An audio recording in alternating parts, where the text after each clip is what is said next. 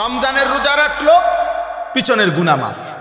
রাত্রিবেলা তারাবি পড়লো, পিছনের গুনাহ মাফ। সবে কদর তালাশ করলো, পিছনের গুনাহ মাফ। এইভাবে গুনাহ মাফ করব।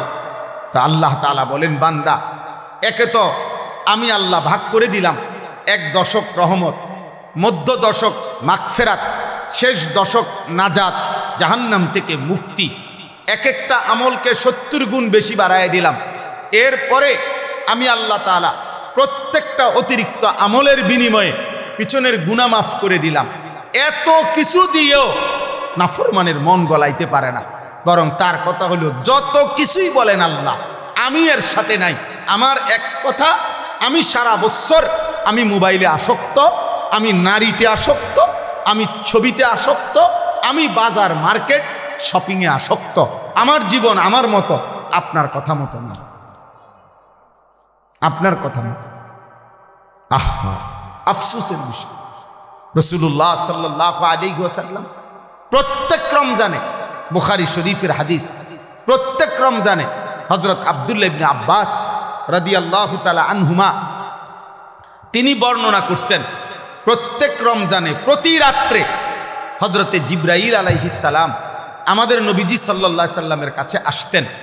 আর এসে বিগত বছর পর্যন্ত যেটুকু কোরআন নাজিল হয়েছে, এ প্রত্যেক রাত্রে পূর্ণ কোরআন একবার জিবরাইল নবীকে শুনাইতেন, আরেকবার নবীজি জিবরাইলকে শুনাইতেন। এইভাবে প্রতি রাত্রে আলাদা, এটা তারাবিতে না, তারাবির বাহিরে 2 খতম কোরআন শরীফ, 1 খতম জিবরাইল নবীজিকে শুনাইতেন, আরেক খতম নবীজি জিবরাইলকে শুনাইতেন। এইভাবে কোরআন তেলাওয়াত করতেন। তারাবির নামাজে আবার পৃথক আল্লাহর কোরআন পূর্ণ লম্বা তেলাওয়াত করতেন। মাগরিবের নামাজের পরে আউয়াবিন 6 রাকাত ওইখানে তেলাওয়াত করতেন। তাহাজ্জুদের নামাজে 8 রাকাত সেখানে তেলাওয়াত করতেন। 5 ওয়াক্ত নামাজে কোরআনুল কারীম লম্বা তেলাওয়াত করতেন। পুরাটা রমজান এভাবে আল্লাহর নবী, সাহাবায়ে কেরাম আল্লাহর কোরআন তেলাওয়াত করতেন। আর আমরা 27টা রাত্র মিলাইয়া মাত্র 1 পারা করে কোরআন শরীফ ইমাম সাহেবের পিছনে দাঁড়াইয়া পড়বে না, উনি শুধু দাঁড়াইয়া হাফেজ সাহেব খতমে কোরআন পড়বে, উনি শুধু পিছনে দাঁড়াইয়া তারাবির নামাজে শুনবে, শুধু 1 পারা ডেলি। 27 দিনে মিলাইয়া 1 খতম কোরআন শরীফ হবে।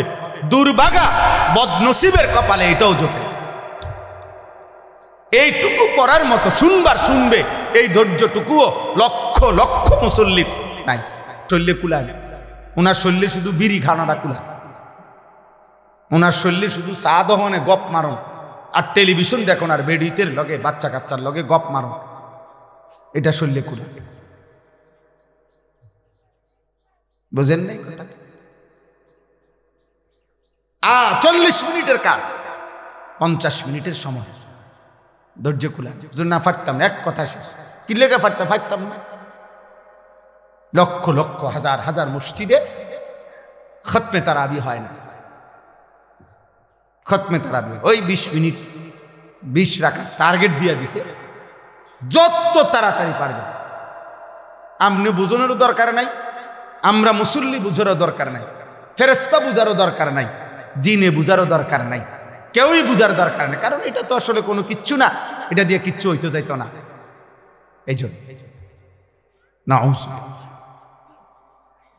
এই জন্য ভাই আমার কথা এটাই, যে আমরা মহান আল্লাহ পাক রব্বুল আলামিন আমাদেরকে দয়া করে আমাদের জীবনের যেই মূল বিষয় অর্জন, তাকওয়া, গুনাহমুক্ত জীবন, এটা যেন আমরা কম সময়ে হাসিল করতে পারি। এই জন্য আল্লাহ তাআলা আমাদেরকে রমজান দিয়েছিলেন। কিন্তু আমরা যদি রমজান কদর না করি, তাহলে এর চাইতে বড় দুর্ভাগ্য আমাদের কপালে আর কিছুই হইতে পারে। এই জন্য আপনাদের কাছে অনুরোধ, আপনারা আপনাদের ছেলেদেরকে মসজিদমুখী করেন, আপনারা আপনাদের মহিলাদেরকে নামাজের মুসল্লায় বসান, আপনারা আপনাদের মহিলাদেরকে আল্লাহর দোহাই আপনারা বাজার থেকে ফিরান, আপনারা বাজার থেকে ফিরান।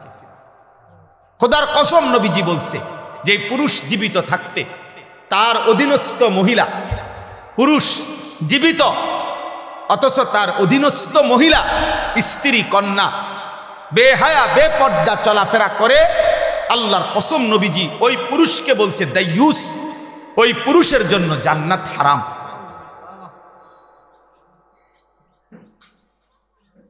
এটা মনে রাখতে হবে বাপ।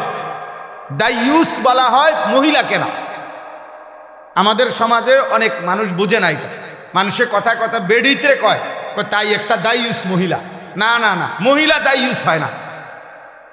দাইয়ুস পুরুষকে বলে, পুরুষ যেই পুরুষের অধীনস্থ নারী বেপর্দা, যেই পুরুষের অধীনস্থ নারী বেহায়া, যেই পুরুষের অধীনস্থ নারী বেপর্দা চলাফেরা করে, ওই পুরুষকে বলে দাইয়ুস। ওই পুরুষের জন্য জান্নাত হারাম। কথা বুঝছেন আমার কথাটা আপনারা? ওই পুরুষের জন্য কি হারাম?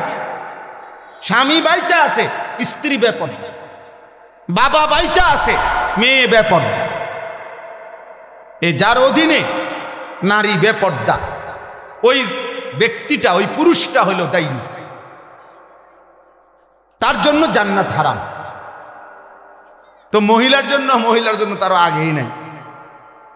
রাসূলুল্লাহ সাল্লাল্লাহু আলাইহি সাল্লাম বলছেন 500 বছরের রাস্তা, 500 বছরের দূরে থাকতেই, জান্নাত থেকে 500 বছরের দূরত্বে থাকতেই কোনো ব্যক্তির নাকে জান্নাতের ঘ্রাণ লাগবে। তো কিন্তু আল্লাহর নবী ওয়াদা দিছে, বেহায়া নারী, বেপর্দা নারী 500 বছরের দূরত্বে থাকেও জান্নাতের এই বেহায়া নারী ঘ্রাণও পাবে না, ঘ্রাণও পাবে না। লাম ইয়াজিদনা রিহাল জান্নাহ, জান্নাতের ঘ্রাণও তার নাকে লাগবে। বেপর্দা না, বেহায়া নারী। এই জন্য কার শাড়ি কে দেখে? একজন মহিলা শাড়ি কিনছে, এটা দেখবে কয়জনের? সর্বোচ্চ 10-20 জন মানুষ। পুরা ইউনিয়নের মানুষ কি আর রং চাইতে হয় বুড়ি আপনার বেডির কাপড়? এক জোড়া জুতা কে দেখে? আর কার জুতা কে দেখে? কার ঠ্যাঙ্গে জুতা নাই? জুতা তো প্রত্যেকের পরনেই আছে। তাহলে বুঝি পুরা গ্রাম চুক্তি মানুষ আইবা আপনার জুতা এক জোড়া চাইতে। এটা নইলে 10-20 জন মানুষ দেখবে। এটুকুর জন্য আস্তাগফিরুল্লাহ, এত বড় রমজান, এত বড় রহমত মাগফিরাত নাজাতের মাস, এভাবে জবাই করে দেওয়া, এভাবে বিসর্জন দেওয়া, এভাবে কোরবান করে দেওয়া, এটা উচিত? এটা উচিত না, কোনোভাবেই উচিত না, কোনোভাবে উচিত। এজন্য স্ত্রীকে ফিরান, হাতে ধরে ফিরান, জোর করে ফিরান, যদি আপনি নিজে জাহান্নাম থেকে বাঁচতে চান। আর যদি মস্কারি করেন, হাসি দিয়ে উড়াইয়া দিলেন, অথবা বললেন হুজুর বলেন তো, বুঝি তো, পারি তো না, এই সমস্ত মস্কারি করলে ঠিক আছে আব্বা, দুনিয়া তো চলবে, কিন্তু আখেরাত চলবে, আখেরাত চলবে না। রমজান আল্লাহ তাআলা যে জিনিসের নিয়ামত যেমন বেশি, গাফলতির শাস্তিও বেশি। যেমন মক্কা শরীফ, আল্লাহর ঘর কাবা, হারামের সীমানা যেটা, হুদুদে হারাম, আল্লাহর ঘরের যে সীমানা, মসজিদে হারামের যে সীমানা, ওইখানে নেকি যেমন অনেক, ওইখানের অপরাধ পাপের শাস্তিও অনেক, শাস্তিও অনেক। ঠিক রমজান মাসের নেকি যেমন অনেক, ওই সময় আল্লাহর গোসাও অনেক। এই জন্য হাদিসের মধ্যে আছে, আল্লাহর নবী সাল্লাল্লাহু আলাইহি সাল্লাম বলছেন, আপনারা বহু শুনছেন ওয়াজে এটা, যে রমজানের শেষ দিন হযরত জিবরাইল আলাইহিস সালাম নবীজির কাছে এসে, নবীজি তখন মিম্বরের মধ্যে উঠতেছিলেন, এই মিম্বরের মধ্যে উঠা অবস্থায় আল্লাহর নবী সাল্লাল্লাহু আলাইহি সাল্লামের কাছে জিবরাইল আসছে, আর আয়েশা শুনাইছে, ইয়া রাসূলুল্লাহ, যে ব্যক্তি রমজান পেল, মান আদরাকা রমাদান, যে ব্যক্তি রমজান পর্যন্ত হায়াত পাইছিল, কিন্তু এত বড় রমজানে নিজের গুনাহ মাফ করাইতে পারে নাই, আল্লাহর সন্তুষ্টি অর্জন করতে পারে নাই, আল্লাহর নবী সাল্লাল্লাহু আলাইহি সাল্লামের কাছে জিবরাইল বলছে, ইয়া রাসূলুল্লাহ, ওই নাফরমানের উপরে আল্লাহর লানত, আমরা ফেরেশতাদের লানত। নবীজি বলছে আমিন, মানে আমি মুহাম্মদেরও লানত। যা তোর উপরে আল্লাহর লানত পড়ুক, তোর উপরে ফেরেশতার লানত পড়ুক, তোর উপরে আমি নবী মুহাম্মদের লানত, লানত পড়ুক। তুই একটা রমজান তবুও টেলিভিশন ছাড়তে পারলাম, একটা রমজান তবুও মোবাইল ছাড়তে পারল না, একটা রমজান তবুও বিড়িখানা ছাড়তে পারল না, একটা রমজান তবুও সুদ খাওয়া ছাড়তে পারল না, একটা রমজান তবুও কাস্টমারকে ঠকানো এই বাটপারি 2 নম্বরই ছাড়তে পারল না, একটা রমজান তবুও কি চুরি চামারি ছাড়তে পারল না, একটা রমজান তুমি মহিলা বেহায়া নারী একটা রমজান মাসে পর্যন্ত বেপর্দা বাজারে ঘুরে ছাড়তে পারল না। নাফরমান এত বড় অসভ্য মহিলা হয়, মুসলমান নারী এতটা বেয়াদব কেমনে হয়? এতটা অসভ্য কেমনে হয় বলে? এজন্য আল্লাহ রসুল বলছে, জিব্রাইল আইসা বলে গেছে, ইয়া রাসূলুল্লাহ লানত, তার উপরে লানত। তো যার উপরে আল্লাহর লানত তারে রমজানে নেকি দিবে কে? যার উপরে নবীর লানত, যার উপরে ফেরেশতাদের লানত, তাকে নেকি দিবে কে? বলে রাসূলুল্লাহ সাল্লাল্লাহু আলাইহি ওয়াসাল্লাম বলেছেন, মান লাম ইয়াদা কাওলা যুর ওয়াল আমালা বিহি ফালাইসা লিল্লাহি হাজাতুন আন ইয়াদা তাআমাহু ওয়া শারাবাহু। নবীজি বলেন, রমজান মাস যে ব্যক্তি রোজা রেখে মিথ্যা কথা, মিথ্যা আচরণ, গুনার আচরণ ছাড়তে পারে নাই, আল্লাহ রসুল বলছে ওই নাফরমান তোর বেটা খাদ্য এবং পানি থেকে বিরত থাকার কোনোই প্রয়োজন আল্লাহর কাছে নাই, যা তোর রোজা তোর মুখে ছুঁতে না, তোর রোজা তোর মুখে ছুঁড়ে মারছে। নবীজি বলছে, যা বেটা, তুই ভাত খাইলেই কি না খাইলে কি, তুমি পানি পান করিলেই কি না করিলেই কি। আল্লাহ রসুল সাল্লাল্লাহু আলাইহি সাল্লাম বলছে, আল্লাহ নবী সাল্লাল্লাহু আলাইহি সাল্লাম বলছে, আসিয়ামু জুন্নাতুন, হে আমার উম্মত, রোজা হচ্ছে ঢাল, গুনাহ থেকে বাঁচার ঢাল স্বরূপ। তলোয়ারের সাথে যেরকম ঢাল থাকে, ফালা ইয়ারফুস ওয়ালা ইয়াসখাব, অতএব রোজা রেখে কেউ একটা অশ্লীল কাজ, গুনার কাজ করো না, কাউকে গালি দিও না, মন্দ বলো না। ওয়া ইনিমরুন কাতালাহু আও শাতামাহু ফালিয়াকুল ইন্নিমরুন সাইম মাররাতাইন। নবীজি বলছে, হে ঈমানদার, রোজা অবস্থায় কেউ যদি তোমাকে গালি দেয়, কেউ যদি তোমাকে ঝগড়া করতে আসে, এমনকি লড়াই করতে আসে, যে কোনো রকমের, তুমি তাকে এক কথা 2 বার বলে দিও যে আমি রোজাদার, আমি রোজাদার ভাই, আমি তোমার সাথে ঝগড়াও করব না, আমি তোমার সাথে লড়াইও করব না, আমি তোমার গালির উত্তরও দেব না, তুমি যা মন চায় তাই বলো, আমি রোজাদার, আমি রোজাদার। কোরআনুল কারীমের মধ্যে আছে, হযরত জাকারিয়া আলাইহিস সালামকে আল্লাহ তাআলা রোজা রাখতে বলছেন, হযরত মরিয়ম আলাইহিস সালামকে আল্লাহ তাআলা রোজা রাখতে বলেছেন। কোন ব্যক্তির আল্লাহর পাকের অনুগত বান্দা হওয়া, তিনি যে আল্লাহর হুকুমে চলে, এটার প্রমাণ হিসাবে একটা চিহ্ন আল্লাহ তাআলা আদেশ করছেন, আপনি রোজা রাখেন।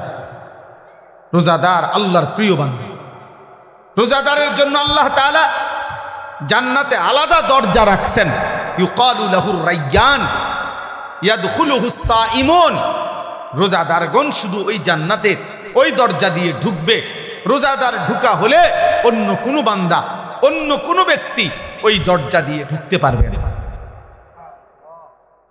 রোজাদার, আর রোজা আল্লাহ তাআলার সিফাত, রোজা আল্লাহর সিফাত, অর্থাৎ খানা না খাওয়া, পানি পান না করা, স্ত্রীর সাথে মিলিত না হওয়া, এটা আল্লাহর সিফাত, আল্লাহর বৈশিষ্ট্য।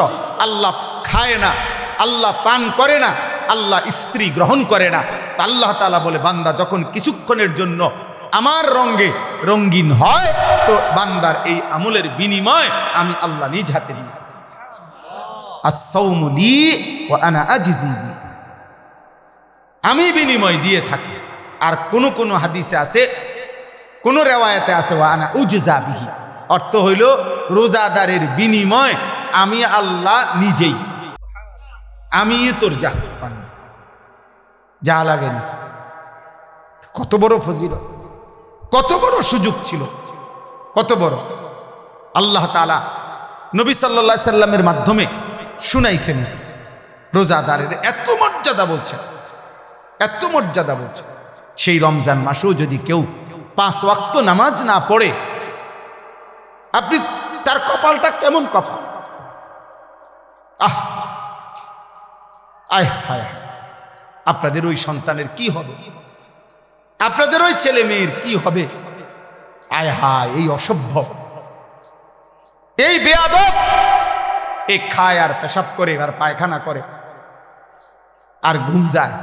আয় হায়, এই জন্তু জানোয়ারের জীবন। এক বেলা খায়, আরেক বেলা ঘুম যায়, আরেক বেলা পেশাব পায়খানা করে, এতটুকুই রাত পার করে, এভাবে দিন পার করে। এ তো জানোয়ারের জীবন, এ তো জন্তু জানোয়ারের জীবন, হাইওয়ানের জীবন, গরু গাধার জীবন। মুমিন মানে তো যে ইবাদত করে, মুসলমান মানে তো যে আল্লাহকে চেনে, ইমানদার মানে তো যে আখিরাতকে চেনে। আরে ওই দিন কিতাবে পড়ছি, একজন বিখ্যাত বুজুর্গ ছিলেন হযরত সুফিয়ান সাউরি রাহমাতুল্লাহ আলাইহি। আশ্চর্য, উনি একদিন ভালো খানা খাইছে, রাত্রে বেলা খানাটা একটু বেশি খাইছে, স্বাদ লাগছে, তো খাইয়াই আবার খানা খাইয়া বলতেছে, হায় শোনো, যেই গাধাকে বেশি খাওয়ায় মালিক তার থেকে কাজও বেশি নেয়। তো আমি গাধারে যেহেতু আমার মালিক আজকে বেশি খাওয়াইছে, যা আজকে রাত্র আর ঘুমাইতাম না, ফজর পর্যন্ত তো সারা রাত্র নফল ইবাদতের মধ্যেই ছিল, কেন বেশি খাইলাম? এবং উদাহরণ দিছে নিজে যে গাধাকে তার মালিক ভালো খাওয়াইলে কামও বেশি নেয়। আমার মালিক যেহেতু আজকে আমার ভালো খাওয়াইছে, বেশি খাওয়াইছে, যা আমি আজকে আমার মালিকের গোলামি বেশি করব। এমন ছিল বুজুর্গান, এমন ছিল। ইমামে আজম আবু হানিফা রাহমাতুল্লাহ আলাইহি 61 খতম কোরআনুল কারীম রমজান মাসে পড়তেন। প্রতিদিন 2 খতম আলাদা, আর তারাবিতে মুঠ 1 খতম। ইমাম মালিক রাহমাতুল্লাহ আলাইহি রমজান মাস আসলে পৃথিবীর সব কাজ বন্ধ করে দিতেন। রমজান মাস আসলে শুধু কোরআনুল কারীম, জিকির, তেলাওয়াত, ইবাদতে লেগে থাকতেন। রমজান মানে মুমিনের জন্য। মনে রাখবেন, যার মৃত্যু হবে, যার কবর আছে, যার আখিরাত আছে, যার ফুলসিরাত আছে, যার আমলনামা আছে, যার ভিতরে আছে যে আমাকে আল্লাহর সামনে হিসাব দিতে হবে, তার জন্য রমজান ভিন্ন কিছু, আলাদা কিছু, অনেক কিছু। আর যেই নাফরমান শুধু খায়, ঘুম যায় আর পেশাব করে আর দুনিয়া ভোগ করে, তার জন্য রমজান কিছু। মুমিনের রমজান আলাদা।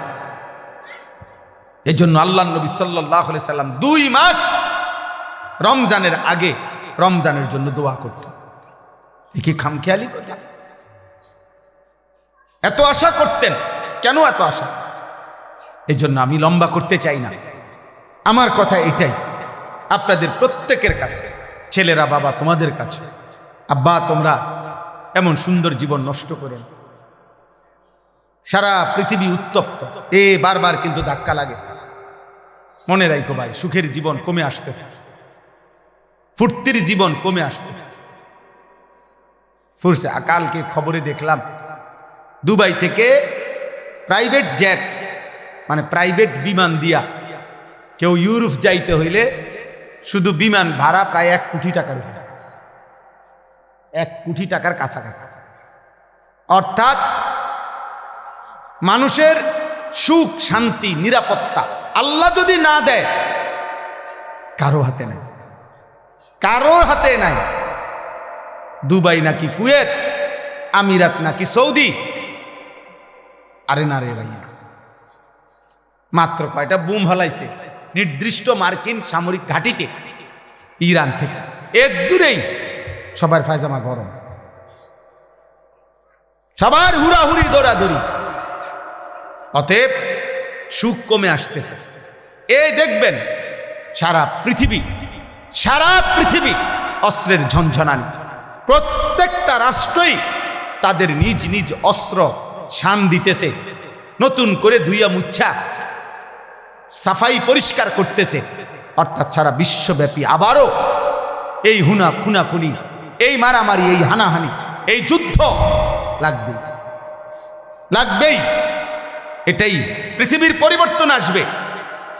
1924 খ্রিস্টাব্দে মুসলিম খেলাফত, ওসমানী খেলাফত সর্বশেষ পতন হয়েছিল। 2024 পার হইয়া 102 বছর এখন রানে, তার মানে পরিবর্তনের সময় হয়েছে। আল্লাহ তাআলা এই পৃথিবীতে নতুন একটা পৃথিবীর পরিবর্তন হবে, পৃথিবীর পরিবর্তন হবে। এই পরিবর্তনের মুখে এই নাফরমান পাপী, এই অসভ্য, আল্লাহ চেনে না, আখিরাত চেনে না, অথচ মুসলিম শুধু নাম ধরে রাখছে, এরকম অগণিত নাফরমান হারায় যাবে। দেখেন হারায় যাবে। আর ঈমানবিহীন, আল্লাহবিহীন, আখিরাতবিহীন যদি মৃত্যু হয় তো চিরস্থায়ী জাহান্নাম ছাড়া আর কিছুই জুটবে না। এই জন্য আল্লাহর দিকে ফের, রমজানকে সামনে রেখে আমার কথা এটাই, বাকিটুকু রমজান আবারও ঘুরে দাঁড়াও। যাদের যেটুকু নামাজ ছুটে গেছে, নামাজ পড়ো আব্বা, 5 ওয়াক্ত নামাজ পড়ো। নামাজ ছাড়া মুসলমান হয় না, নামাজ ছাড়া মুসলমান পরিচয় টিকে না। নামাজ পড়ো, রোজা রাখো, আল্লাহর ঘরে বারবার আসো, আল্লাহর কালাম পড়ো, আল্লাহর দিকে ফেরো। আমরা মুসলমানের জন্য পৃথিবীর কারো কাছে, কোন সংস্থা, কারো কাছে খোদার কসম আমাদের কোনো নিরাপত্তা নাই। আমাদের নিরাপত্তা, আমাদের স্বস্তি, আমাদের বেঁচে থাকা সবকিছু আমাদের আল্লাহর হাতে। কার হাতে? আল্লাহ। আর সেই আল্লাহরে বৃদ্ধাঙ্গুলি দেখাইলে, সেই আল্লাহ থেকে মুখ ফিরাই নিলে, সেই আল্লাহকে সেজদা না দিলে আমাদের শান্তি আসবে কোত্থেকে? আমাদের সুখ আসবে কোত্থেকে? আমি শুধু মরে গেলাম এটা তো না, আমাদের 4টা ছেলে মেয়ে আছে, ওরাও তো বাঁচবে আগামী দিন। আপনি শুধু মরে গেলেন, আপনার নাতি নাতনি আছে না, তো ওরা আগামীর পৃথিবীতে যদি নিরাপদে থাকতে না পারে।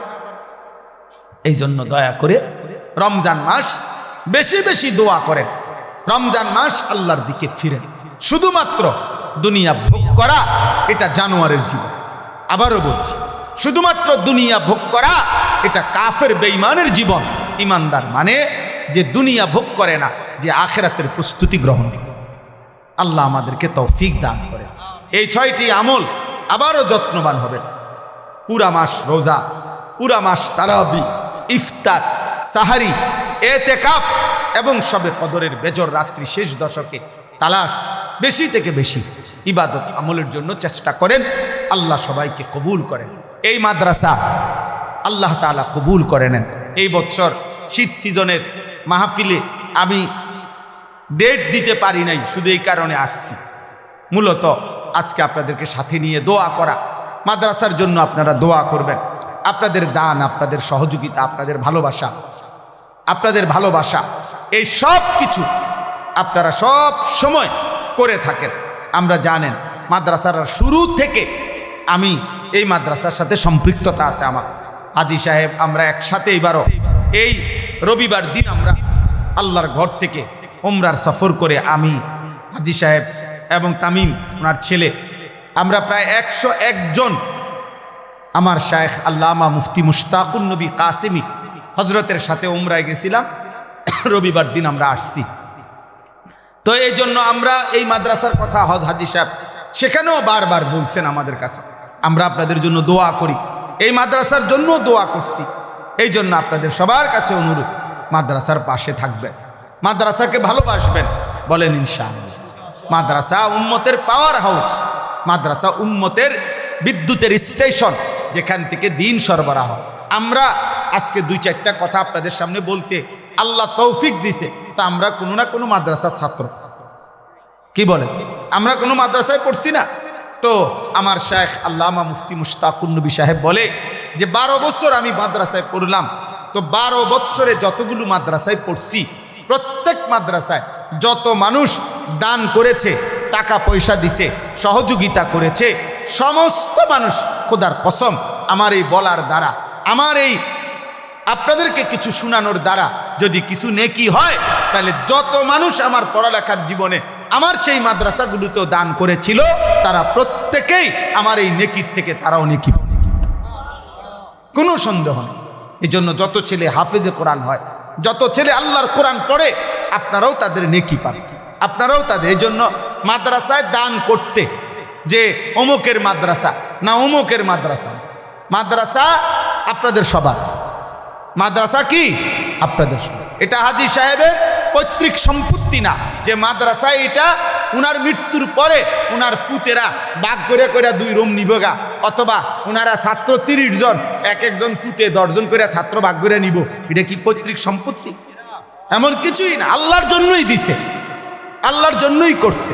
অতএব আপনারা প্রত্যেকে ইনশাআল্লাহ মাদ্রাসার জন্য সহযোগিতা করবেন, আপনাদের ছেলেদেরকে পড়তে দিবেন, আপনারা আন্তরিকতা দেখাইবেন, বিরোধিতা নয় বরং আন্তরিকতা। বলেন ইনশাআল্লাহ, বলেন ইনশাআল্লাহ। আজকেও রমজানের এই বরকতময় মাসে আপনারা প্রত্যেকে, আপনাদের কাছে আমাদের ছেলেরা যাইতেছে, দয়া করে প্রত্যেকে আপনারা আপনাদের পকেটে হাত দেন, মাদ্রাসার জন্য যেটুকু হয়, যার যেটুকু সুযোগ হয় আপনারা সহযোগিতা করেন, আল্লাহ বরকত দেবে। 2টা ছেলেকে এখন পাগড়ি দেওয়া হবে, এরপরেই আমরা দোয়া করতেছি, দোয়া করে এরপরে আমরা আসরের নামাজ ইনশাআল্লাহ পড়ব। যাও 2 জন ছেলেকে যাইতে বলো, যাও ভাই ভিতরে যাও, তোমার সাথে আরেকজন নেও, অনেক মানুষ লাগবে না, অল্প এই 2 জন ছেলে হলে। হ্যাঁ তোমরা পিছনে যাও। বলো, তুমি নাম বলো, ওই ছাত্রদের নাম বলো। সম্মানিত উপস্থিতি, 2026 সনে আমাদের জাহারাকাতুল ইসলামিয়া হাফিজিয়া মাদ্রাসা থেকে 2 জন ছাত্র হ্যাফজ শেষ করে। কি নিষেধটা কি সেটা ঠিক মতো পালন করা। আমার অধীনস্থ যতজন, ওদের ঈমান আমল আখেরাতের ফিকির করা আমার দায়িত্ব। আমি যা রোজগার করি যেভাবেই হোক, তো সেটা 1 নাম্বার হালাল কিনা, এবং যা খাই তা হালাল কিনা। এই বিষয়ে যে যত্নবান না, তারা সংসার করে ঠিক, জীবন চলে ঠিক, কিন্তু এলোমেলো। নিজের জীবনে আল্লাহ নাই, রাসূল নাই, আখেরাত নাই, পরকাল নাই, স্ত্রী একদিকে, জিফুত একদিকে, সবাই সবার মতে এমনি মুখে মুখে বলে আর পরিবার, ফুতে কয় আরই হবে না আমার আব্বা, কিন্তু আব্বা আব্বার মতো, ফুতে ফুতের মতো, স্বামী স্বামীর মতো, স্ত্রী স্ত্রীর মতো, ছেলে ছেলের মতো, মেয়ে মেয়ের মতো। প্রত্যেকের পছন্দ আলাদা, প্রত্যেকের চলাফেরা আলাদা, প্রত্যেকের রুচি আলাদা, প্রত্যেকের জীবন চলা আলাদা। বাপ জানে না ছেলেটা এমন চলে কেন, ছেলে জানে না বাপ এমন চলে কেন, স্বামী জানে না স্ত্রী এমন চলে কেন, স্ত্রী জানে না স্বামী এমন চলে কেন। এই লাগাম ছাড়া, এই গা ছাড়া মানুষ, হ্যাঁ, এই খামখেয়ালি গাফেল মানুষ, এদের দুনিয়াও হতাশা, বরবাদ, আখেরাত। আর দ্বিতীয়ত, নারী যারা, মহিলা, প্রত্যেক মহিলা আপনার তারও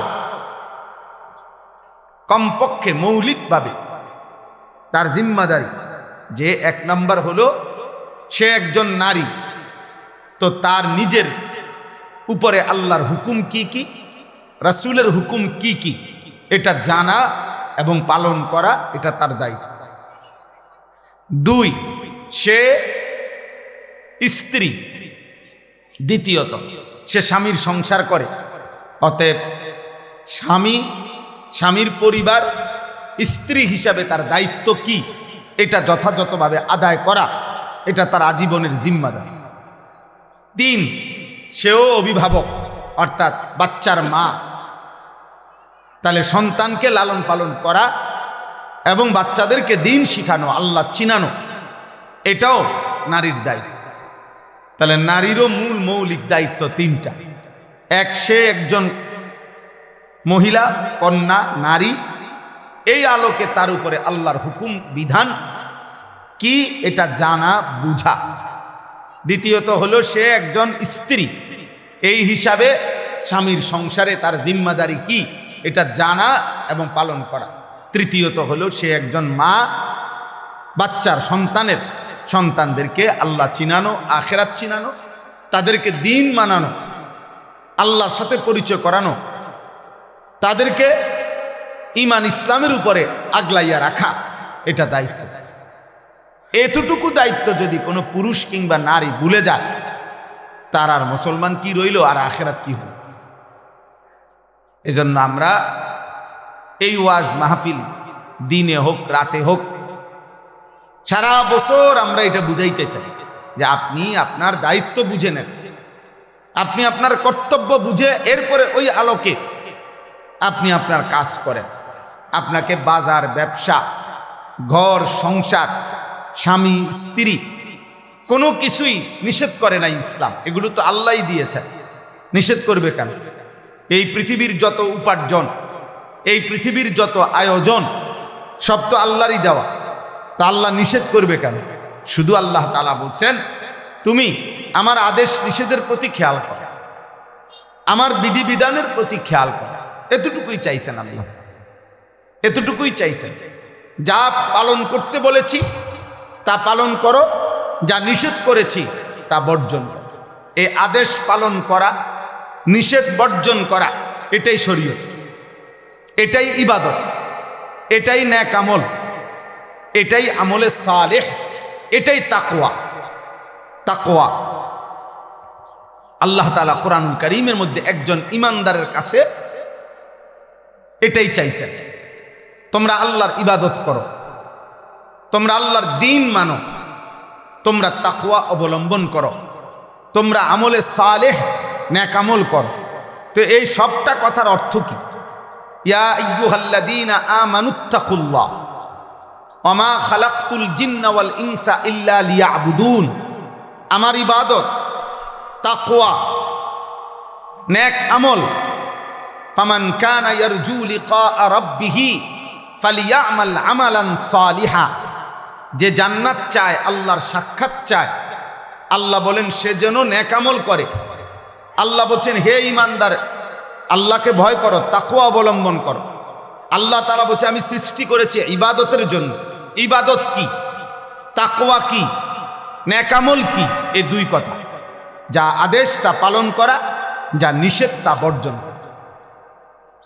তারকুল মুনকারাত ফি'লুল খায়রাত, এটাই এটাই তাকওয়া, এটাই ইসলাম। এরই নাম মুসলমান, এরই নাম ঈমানদার। অতএব তাকওয়া যার মধ্যে নাই, ইসলাম যার মধ্যে নাই, গুনাহ থেকে বাঁচার মানসিকতা যার মধ্যে নাই, ও মুসলমান না। আল্লাহর ইবাদত করার মানসিকতা যার মধ্যে নাই, সে কোনো মুসলমান না। এই নাম সর্বস্ব, পরিচয় সর্বস্ব, কোনো কাগজে লেখা আছে এতটুকু, এই জাতীয় মুসলমানের 2 পয়সার কোনো ভ্যালু নাই। বরং মুসলমান মানে তাকেই বলে প্রতিনিয়ত, ইমানদার তাকেই বলে প্রত্যেক দিন, প্রতিদিন, প্রতি মুহূর্তে, যার মধ্যে এই কথার খেয়াল আছে যে আমার জন্য আদেশ কি, আমার জন্য নিষেধ কি। আদেশটা আমি পালন করব, নিষেধ আমি বর্জন করব। এই মানসিকতা থাকা কম বেশি হবে। কখনো আদেশ আমার আল্লাহর হুকুম ছুটে যাবে, কখনো আল্লাহর নিষেধ আমার দ্বারা হয়ে যাবে।